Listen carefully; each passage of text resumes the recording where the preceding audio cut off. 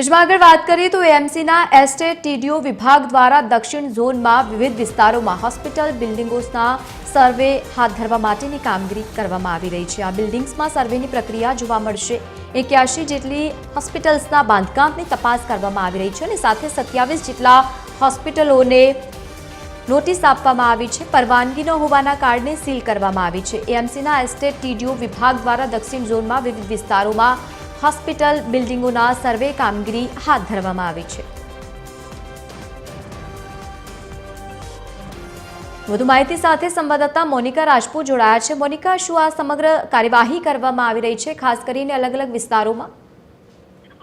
બિલકુલથી લવલીન, પશ્ચિમ ઝોન બાદ હવે દક્ષિણ ઝોનમાં કાર્યવાહી જે છે અમદાવાદ મ્યુનિસિપલ કોર્પોરેશનના એસ્ટેટ વિભાગ દ્વારા કરવામાં આવી રહ્યું છે।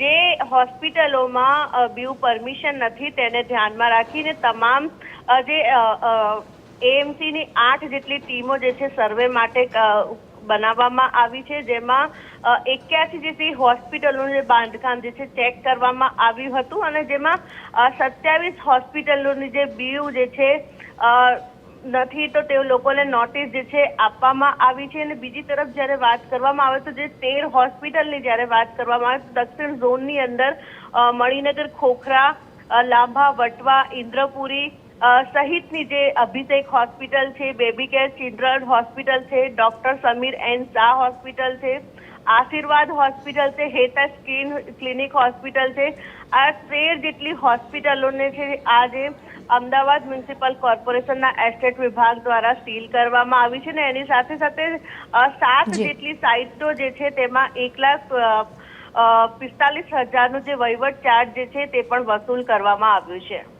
બિલકુલ, આભાર સમગ્ર માહિતી સાથે જોડાવા બદલ। તો બીયુ પરમિશનની 13 જેટલી હોસ્પિટલ્સને સીલ કરવા માટેની કામગીરી પણ કરવામાં આવી।